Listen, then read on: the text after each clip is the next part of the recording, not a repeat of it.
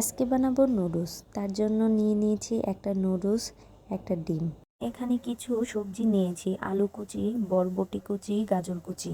আর নিয়েছি এখানে পেঁয়াজ কুচি, মরিচ কুচি। এখন গরম পানিতে নুডলসগুলো সিদ্ধ করে নেব। নুডলস যখন একটু সিদ্ধ হয়ে যাবে এর ভেতর সবজিগুলো দিয়ে দেব।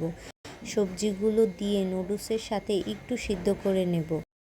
সবজি সিদ্ধ হয়ে গেলে চুলা থেকে নামিয়ে নেব।